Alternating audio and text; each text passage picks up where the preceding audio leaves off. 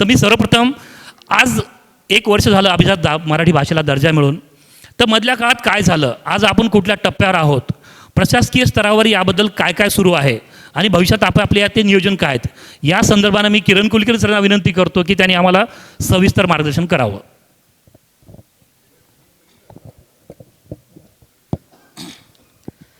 सर्वांना नमस्कार.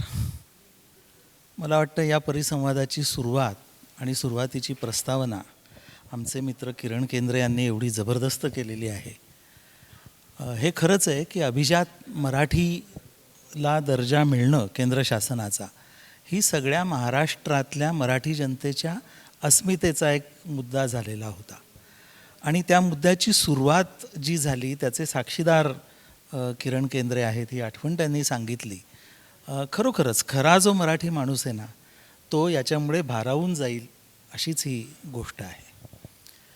तर त्यांनी सांगितल्याप्रमाणे रंगनाथ पठारे साहेबांच्या नेतृत्वाखाली आपलं एक प्रस्ताव म्हणू किंवा अहवाल म्हणू असा तयार करण्यात आला आणि तो दिल्लीला पाठवण्यात आला. त्या अहवालामध्ये तो मराठी आणि इंग्रजी अशा दोन्ही भाषांमध्ये तयार केलेला होता आणि अतिशय काळजीपूर्वक, विचारपूर्वक, अभ्यासपूर्वक असा तो अहवाल तयार केलेला होता.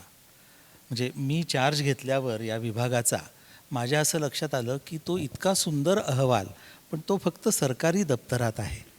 म्हणून पहिली गोष्ट आम्ही अशी केली की त्या अहवालाचं जनतेसाठी पुस्तक रूपाने मराठी आणि इंग्रजीमध्ये आमच्या विभागाने तो प्रसिद्ध केला. म्हणजे हा जो एक अद्वितीय असा ठेवा आहे तो आता सगळ्या अभ्यासकांना, मराठीप्रेमी लोकांना उपलब्ध झाला आहे. मी आपणा सर्वांना असं म्हणेन की आपण जरूर तो जो पहिला रिपोर्ट आहे रंगनाथ पठारे साहेबांनी तयार केलेला, त्याचं पुस्तक आमच्या विभागात उपलब्ध आहे, वेबसाईटवर उपलब्ध आहे. आपण जरूर ते बघा. आपल्या मराठीची मुळं आपल्याला कळतील, आपण कुठून आलो, आपली भाषा अशी का आहे, अशा अनेक मुद्द्यांची उत्तरं त्याच्यामध्ये खरोखर मिळतात. आणि मराठी आणि इंग्रजी दोन्ही भाषेमध्ये अतिशय उत्कृष्ट पद्धतीने. आणि हरी नरके हा खरं म्हणजे माझा महाविद्यालयातला मित्र. आम्ही अनेक डिबेट कॉम्पिटिशन्स याच पुण्यामध्ये अनेक वेळा एकत्र बोललेलो आहोत. त्याचं अकाली निधन झालं आणि महाराष्ट्राची हानी झालेली आहे. म्हणजे आज अभिजात दर्जा मिळाल्यावर त्याचं काम करताना पावलोपावली त्याची आठवण येत असते. तर हा दर्जा डिक्लेअर झाला, त्याचं नोटिफिकेशन निघालं आणि त्या नोटिफिकेशनचा अभ्यास महाराष्ट्र शासनाने केला.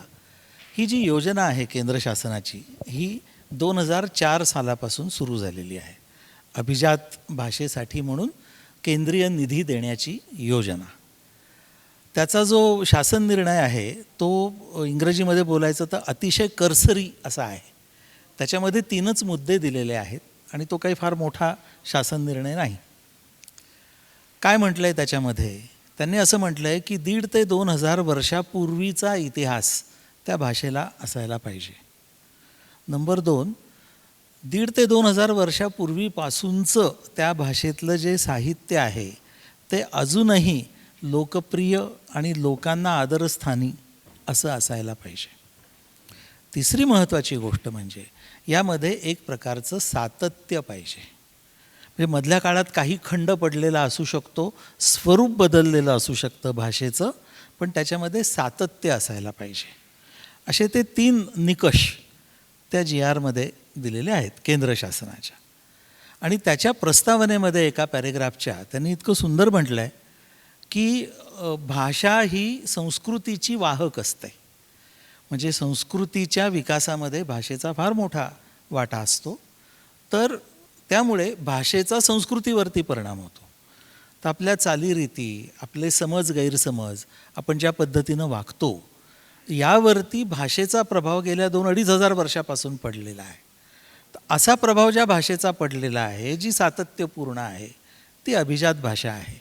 आणि अशा त्यांनी सर्वप्रथम संस्कृत आणि तमिळ या 2 भाषांना अभिजात भाषेचा दर्जा दिला. मला वाटतं 2004 साली हा शासन निर्णय आल्यानंतर पुढच्या 2च वर्षात या 2 भाषांना तो दर्जा मिळाला. त्याच्यानंतर आणखी 3 भाषांना दर्जा मिळाला. आणि महाराष्ट्राने जेव्हा अर्ज केला होता मराठीसाठी, तेव्हा तोपर्यंत 5 भाषांना हा दर्जा मिळालेला होता. मराठीने अर्ज केला त्या मराठीबरोबर आणखी 5 भाषांना आणखी हा दर्जा देण्यात आला. त्यामुळे एकूण 11 भारतीय भाषांना आता अभिजात हा दर्जा आहे. त्याच्यापैकी प्राकृत ही जी भाषा आहे जिला अभिजात दर्जा मिळालेला आहे ती कुठल्याही राज्याची अधिकृत अशी राज्यभाषा नाही. दुसरी अशी भाषा म्हणजे संस्कृत, ती पण कुठल्याही राज्याची अधिकृत अशी राज्यभाषा नाही. पण बाकी सर्व भाषा या एकेका राज्याच्या अधिकृत अशा राज्यभाषा आहेत. याचा दुसरा अर्थ असा पण निघतो की मराठीचं जे मूळ आहे, म्हणजे आपला एक फार लाडका समज असतो की संस्कृतपासून मराठी भाषा तयार झाली, परंतु त्या अहवालामध्ये आणि अभ्यासकांनी हे सिद्ध केलेलं आहे की संस्कृतपासून मराठी भाषा तयार झालेली नाही.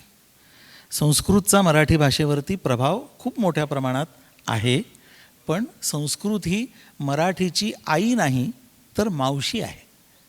मावशी कोणत्या अर्थाने, तर प्रभाव पडला म्हणून, आणि विकास जो आहे तो संस्कृतच्या आश्रयाने झाला म्हणून. पण मग आपली आई कोणती मराठी भाषेची, तर त्याच्याबद्दल असं म्हटलं जातं, मघाही मी थोडक्यात सांगितलं तसं, महाराष्ट्री प्राकृत हे मराठी भाषेचं जुनं नाव. साधारण इसवी सन पूर्व 300 पासून इसवी सन 400 पर्यंत या 700 वर्षामध्ये हा महाराष्ट्री प्राकृत अस्तित्वात होतं. खरं म्हणजे त्याच्याही आधी ते असू शकतं. म्हणजे मध्यंतरी गंमत म्हणून सांगायला हरकत नाही, एक संशोधक मला असे भेटले की अगदी हडप्पन संस्कृतीमध्ये सुद्धा महाराष्ट्री प्राकृतचे आणि जम्मू काश्मीरमध्ये आढळणाऱ्या पैशाची भाषेमध्ये सुद्धा महाराष्ट्री प्राकृतचा प्रभाव आहे असं त्यांनी सिद्ध केलं आहे. सांगायचा मुद्दा असा की ही पुरातन भाषा आहे हे तर नक्कीच, तिचं स्वरूप बदलून ती इसवी सन 400 ते 1100 या काळात ती शौरसेनीच्या बरोबरीने अपभ्रंश भाषा म्हणून ही प्रचलित झाली. या काळामध्ये फार थोडी साहित्य निर्मिती झाली आहे, प्रामुख्याने लोकभाषा राहिली आहे, कारण प्रमाण भाषेचा दर्जा त्या काळामध्ये संस्कृत भाषेला होता. ज्ञानाचं आदानप्रदान हे संस्कृत भाषेतून व्हायचं. पण महाराष्ट्री प्राकृतसुद्धा व्याकरणाच्या बाबतीत आणि साहित्याच्या बाबतीत क्रमांक 1 वर होती असे काही पुरावे आढळतात. त्याचा उल्लेखही त्या रिपोर्टमध्ये आहे. फार इंटरेस्टिंग पुरावा आहे तो पुरावा असा आहे की गाथा सप्तशतीच्या आसपास वररुची, कात्यायन वररुची या विद्वानाने एक प्राकृत प्रकाश नावाचा ग्रंथ लिहिलेला आहे. या प्राकृत प्रकाशामध्ये 13 अध्याय आहेत. 13 अध्यायांपैकी 9 अध्याय हे महाराष्ट्री प्राकृतच्या व्याकरणाच्या नियमांबद्दल आहेत. म्हणजे लक्षात घ्या ही भाषा किती महत्त्वाची असेल त्या काळात. उरलेल्या 4 अध्यायांमध्ये भारतातल्या इतर सर्व भाषांचे व्याकरणाचे नियम आहेत. आणि 13व्या अध्यायात शेवटी वररुची असा म्हणतो की मी जे नियम सांगितलेले नसतील त्या भाषांसाठी सगळे नियम हे महाराष्ट्रीय प्राकृतचे जे नियम आहेत त्याप्रमाणे गृहीत धरा, असं वररुची म्हणतो. त्यामुळे काही संशोधकांचं म्हणणं असं आहे की मराठीचं ते प्राचीन रूप हे भारतातल्या अनेक भाषांची जन्मदात्री असण्याची शक्यता आहे. संशोधन चालू आहे. या सगळ्या कारणामुळे आपण अभिजात ठरलो. मग अभिजात दर्जा शासनाने देऊन केंद्र शासनाच्या योजनेत आपला समावेश झाला, ही गोष्ट घडली. त्या योजनेचे काही नियम आहेत, त्याप्रमाणे कामकाज, शासकीय कामकाज झालेलं आहे गेल्या वर्षभरात. एक म्हणजे त्या योजनेत असं म्हटलेलं आहे की आधी केंद्र शासन अभिजात दर्जा मिळालेल्या भाषेसाठी एक सेंटर ऑफ एक्सलन्स स्थापन करेल. त्याचं नोटिफिकेशन केंद्र सरकार काढेल. ते नोटिफिकेशन निघाल्यानंतर त्या सेंट्रल ऑफ एक्सलन्स मार्फतच अभिजात भाषा वृद्धीचे प्रस्ताव हे केंद्र शासनाला पाठवायचे आहेत आणि त्यासाठी ते निधी देतील. आता तुम्ही जो स्पेसिफिक प्रश्न विचारला त्याचं इंटरेस्टिंग उत्तर देतो तुम्हाला. गेल्या वर्षभरामध्ये आपण 2 पद्धतींनी काम केलं. एक म्हणजे त्या केंद्रीय योजनेप्रमाणे आपण सेंटर ऑफ एक्सलन्सचा प्रस्ताव तयार करून पाठवला. म्हणजे ती प्रोसेस आपण कंप्लीट केली. आता केंद्र शासन त्याचं नोटिफिकेशन काढेल आणि त्यानंतर आपले प्रस्ताव जातील.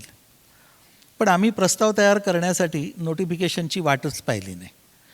आम्ही महाराष्ट्रातल्या सगळ्या तज्ज्ञांशी, जाणकारांशी बोलून पुढच्या 5 वर्षाचा अभिजात मराठी भाषेसंबंधीचा DPR डिटेल्ड प्रोजेक्ट रिपोर्ट नियोजन हे जवळपास तयार करत आणलेलं आहे, अंतिम टप्प्यात आहे. म्हणजे ज्या दिवशी सेंटर ऑफ एक्सलन्सची घोषणा होईल त्याच्या दुसऱ्या दिवशी आपला DPR सादर होऊ शकतो. त्या तयारीत आपण आहोत. असं इतर कुठल्याही राज्यात झालेलं नाही.